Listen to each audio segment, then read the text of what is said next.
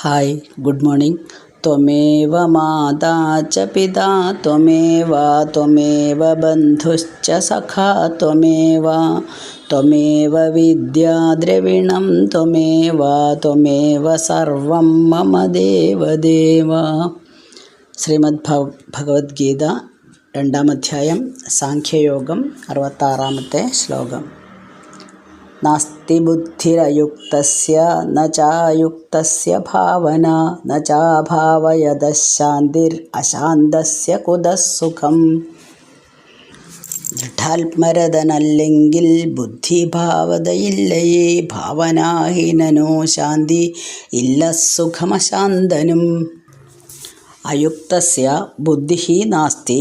മനസ്സംയമനമില്ലാത്തവന് ആത്മസ്വരൂപത്തെക്കുറിച്ചുള്ള ഒരറിവുണ്ടാവില്ല. അയുക്തസ്യ ഭാവനാച്ച ന അഭാവയതഃ. മനസ്സിന് ഏകാഗ്രതയുണ്ടാവില്ല, ആത്മധ്യാനവും ഉണ്ടാവില്ല. ശാന്തിച്ച ന അശാന്തസ്യ കുതഃസുഖം. ധ്യാനാഭ്യാസം ഇല്ലാത്തവന് ശാന്തി ഉണ്ടാവില്ല. അശാന്തനാണെങ്കിൽ അവൻ എവിടെ നിന്നാണ് സുഖം കിട്ടുന്നത്? ഇതാണ് അർജുനനോട് ചോദിക്കുന്നത്. അപ്പം നമ്മൾ കഴിഞ്ഞ ശ്ലോകത്തിൽ പറഞ്ഞു, വിഷയങ്ങളെ നമ്മളെ ബാധിക്കുന്നുണ്ടെങ്കിൽ പോലും അതിൽ നിന്ന് ഒരു സംയമനം നേടി മനസ്സിന് ശാന്തത കൈവരുത്തണം. അതിനെയാണ് പ്രസാദം എന്ന് പറയുന്നത്. അപ്പം മനസ്സ് ആത്മസാക്ഷാത്കാരത്തിനെ പറ്റി എപ്പോഴും പറയുന്നുണ്ടല്ലോ, മനസ്സിൻ്റെ ശാന്തിയെ പറ്റിയിട്ടും പറയുന്നുണ്ട്. ഈ മനസ്സ് സ്വസ്ഥമാണെങ്കിൽ മാത്രമേ നമ്മുടെ ബുദ്ധിക്കൊരു തെളിവ് കിട്ടുള്ളൂ. മനോനിയന്ത്രണം ഇല്ലെങ്കിൽ നമുക്ക് ഒന്നും തന്നെ ആത്മവിചാരത്തെപ്പറ്റി ചിന്തിക്കാൻ പോലും പറ്റില്ല. ചില ആൾക്കാർക്ക് അതിൽ താല്പര്യമേ ഉണ്ടാവില്ല. എന്താണ് അവിടെ നടക്കുന്നത്, തത്വജ്ഞാനം എന്താണ്, എന്താ താല്പര്യം, അതിലൊരു ഇൻട്രസ്റ്റും ഇല്ല, ഒരു ലക്ഷ്യബോധവും ഇല്ല, ഒന്നും അറിയണമെന്ന ആഗ്രഹവും. അപ്പം ധ്യാനം വഴിക്ക് മാത്രമേ നമുക്ക് മനഃശാന്തി കിട്ടുള്ളൂ. അല്ലെങ്കിൽ നമുക്ക് മനഃശാന്തി കിട്ടാൻ പോകുന്നില്ല. ശാന്തിയില്ലെങ്കിൽ പിന്നെ സുഖം എവിടെ? മനസ്സിന് സ്വസ്ഥതയില്ല, എപ്പോഴും മനസ്സ് അസ്വസ്ഥമാണ്. അപ്പം നമ്മൾക്ക് സുഖങ്ങളെക്കാൾ കൂടുതൽ സുഖങ്ങൾ വരില്ല. എന്തിനെ പറ്റിയും ടെൻഷനല്ലേ?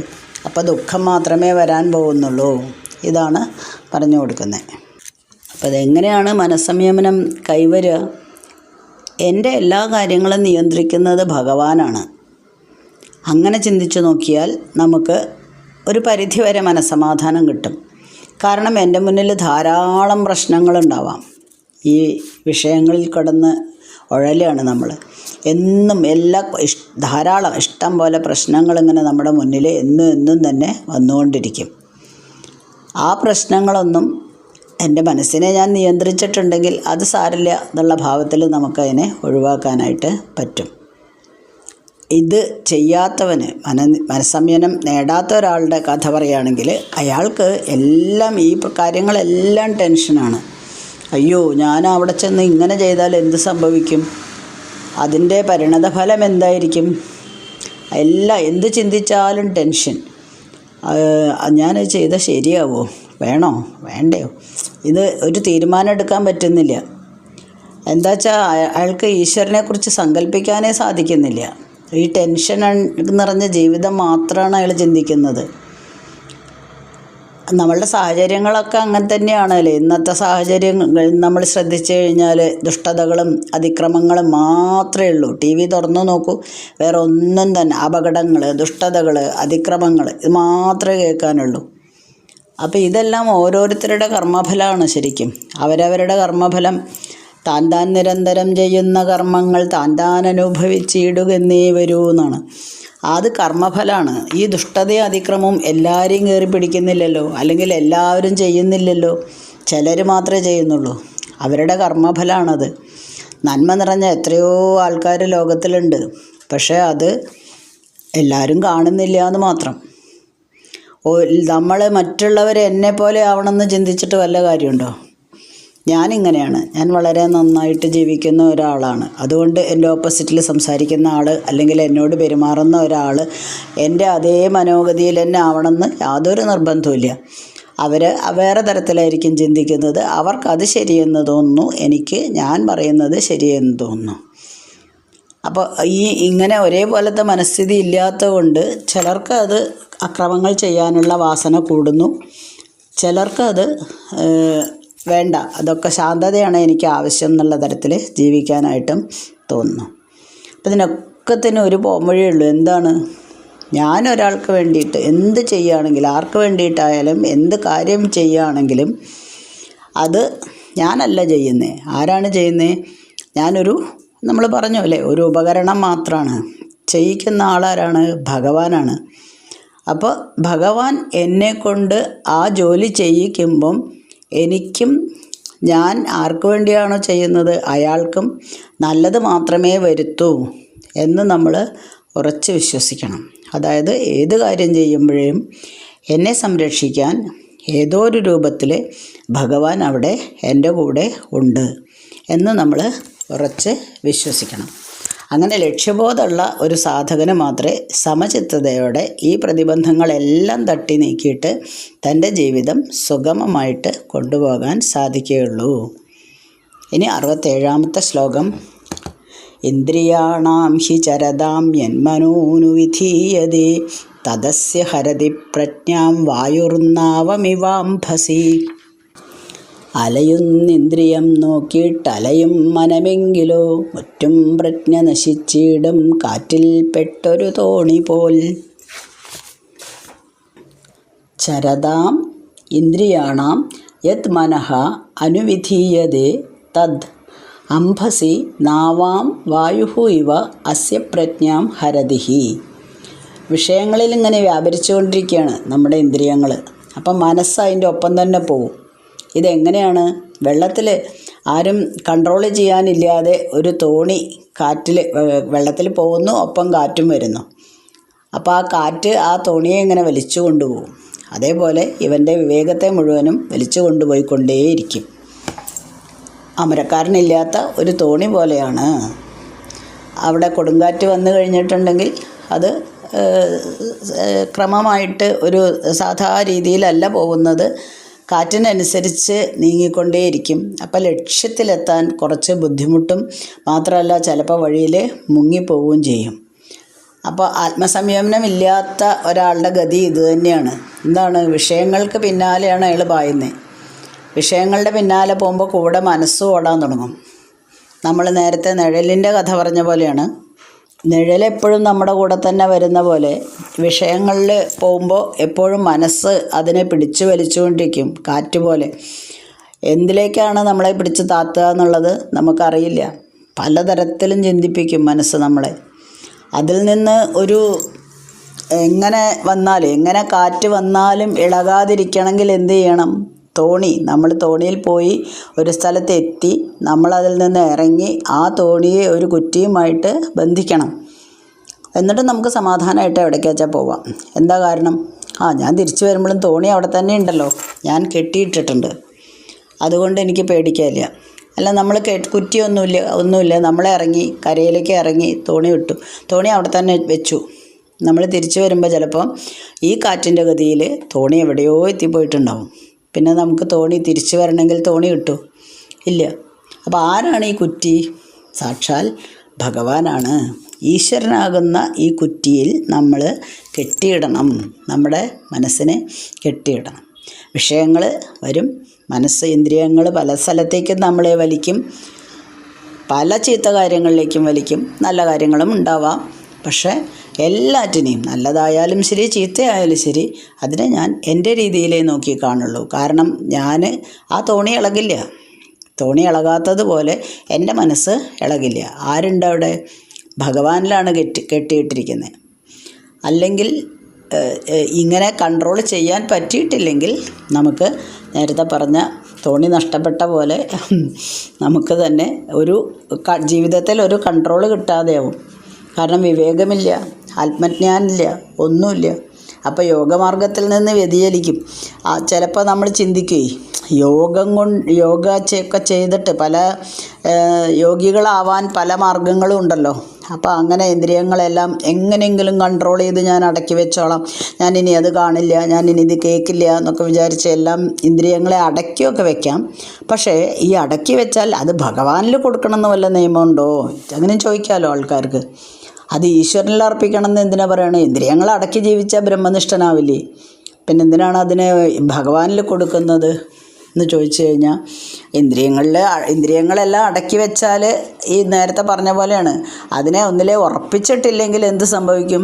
വീണ്ടും കാറ്റും തിരയും വരുമ്പോൾ അത് അവിടുന്ന് ഇളകിപ്പോകും. കാരണം പഞ്ചേന്ദ്രിയങ്ങൾ ഇങ്ങനെ നമ്മളെ ബുദ്ധിമുട്ടിപ്പിക്കാനായിട്ട് എപ്പോഴും ഇങ്ങനെ നമ്മളെ ചീത്ത സാധനങ്ങളിലേക്ക്, ചീത്ത ആഗ്രഹങ്ങളിലേക്കൊക്കെ ഇങ്ങനെ കൊണ്ടുപോകാൻ ശ്രമിച്ചുകൊണ്ടിരിക്കുക. കലി പറയുന്നവരെയാണ്. കലി നമ്മളെ ദ്രോഹിക്കാൻ നടക്കുന്ന പോലെ നമ്മളെങ്ങനെ വലിച്ചു കൊണ്ടുപോകാൻ കാത്തിരിക്കുകയാണ്.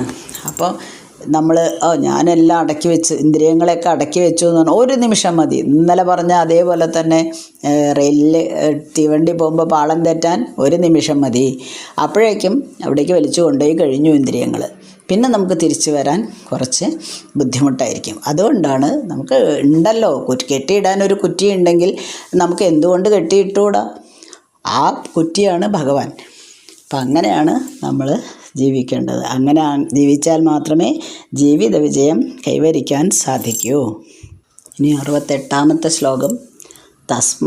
തസ്മാദ്യസ്യ മഹാബാഹോ നിഗൃഹീതാനി സർവശ ഇന്ദ്രിയാണിന്ദ്രിയാർത്ഥേഭ്യസ്തസ്യ പ്രജ്ഞാ പ്രതിഷ്ഠിത.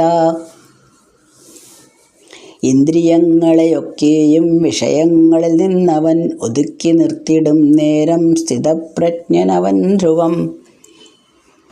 ഹേ മഹാബാഹോ, തസ്മാത് യസ്യ ഇന്ദ്രിയാണി ഇന്ദ്രിയാർത്ഥേഭ്യഃ സർവശഃ നിഗൃഹീതാനി തസ്യ പ്രജ്ഞാഃ പ്രതിഷ്ഠിതാഃ. അല്ലയോ വീരനായ അർജുന, ആരാണോ ഇന്ദ്രിയങ്ങൾ വിഷയങ്ങളിൽ നിന്ന് പൂർണ്ണമായും നിയന്ത്രിച്ചിരിക്കുന്നത് അയാളുടെ പ്രതിജ്ഞ സ്ഥിരമാണ്. അല്ലെങ്കിൽ അയാളെയാണ് നമ്മൾ എന്ത് വിളിക്കുന്നത്? സ്ഥിതപ്രജ്ഞൻ എന്ന് വിളിക്കുന്നത്. ആദ്യം മുതലേ സ്ഥിതപ്രജ്ഞൻ്റെ ഡെഫിനിഷൻ കൊടുത്തുകൊണ്ടിരിക്കുകയാണല്ലോ.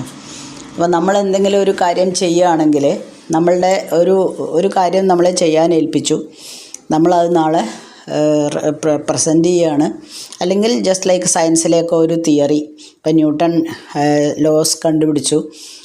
ആപ്പിൾ തലയിൽ വീണപ്പോൾ കത്തി അന്വേഷിക്കാൻ പോവാതെ എന്തുകൊണ്ടാണ് ഇത് താഴേക്ക് വീണത്, എന്തുകൊണ്ട് ഇത് മുകളിലേക്ക് പോയില്ല എന്ന് ചിന്തിച്ചു. അതുകൊണ്ടാണല്ലോ ഗ്രാവിറ്റേഷണൽ ഫോഴ്സൊക്കെ നിലവിൽ വന്നത്.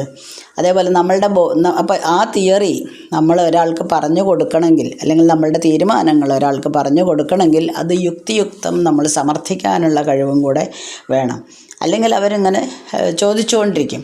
അതിനുള്ള കറക്റ്റ് എക്സ്പ്ലനേഷൻ കിട്ടിയിട്ടില്ലെങ്കിൽ അവരത് വിശ്വസിക്കാനും പോകുന്നില്ല. അപ്പോൾ ഈ ഇന്ദ്രിയ നിഗ്രഹത്തിൽ വരുന്ന എല്ലാ ദോഷങ്ങളും, ഇന്ദ്രിയ നിഗ്രഹം ചെയ്തില്ലെങ്കിൽ വരുന്ന എല്ലാ ദോഷങ്ങളും ഭഗവാൻ ഇവിടെ പറഞ്ഞു കൊടുത്തുകൊണ്ടേയിരിക്കുന്നുണ്ട്.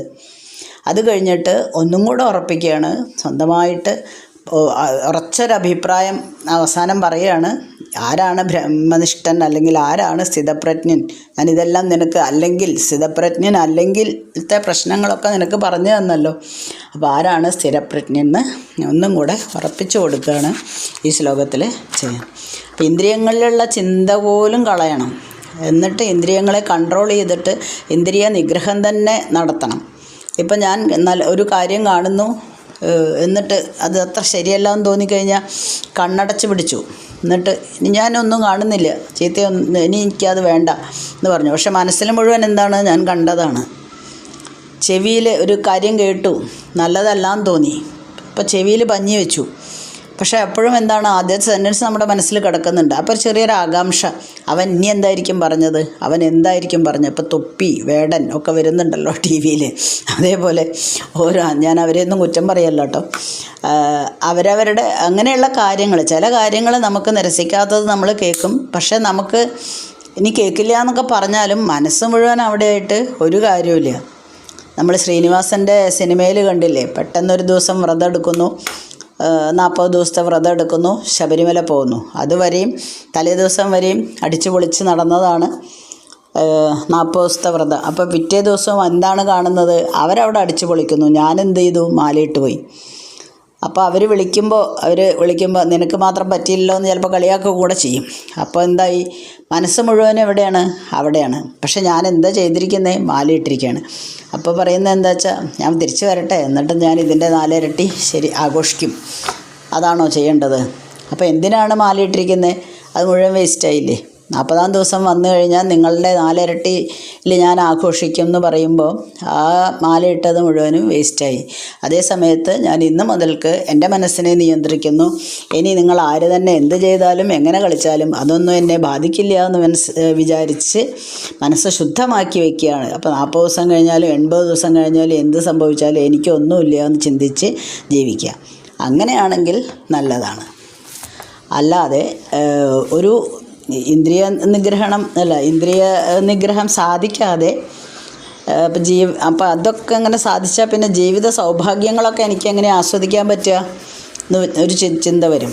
അങ്ങനെയല്ല, ജീവിത സൗഭാഗ്യങ്ങൾ ആസ്വദിച്ച് ഇതിനെ കൺട്രോൾ ചെയ്ത് അവയ്ക്ക് അടിമപ്പെടാതെ, ഇന്ദ്രിയങ്ങൾക്ക് അടിമപ്പെടാതെ സ്വതന്ത്രനായിട്ട് ജീവിക്കാൻ കഴിയണം. ഇതാണ് പറഞ്ഞത്. നമ്മൾ 68 ശ്ലോകങ്ങളാണ് ചൊല്ലിയിരിക്കുന്നത്. ഇനി 2-3 ശ്ലോകം കൂടി ഉണ്ട് ഈ അധ്യായത്തിൽ. ഓക്കെ, ബാക്കി അടുത്ത ദിവസം ചെല്ലാം.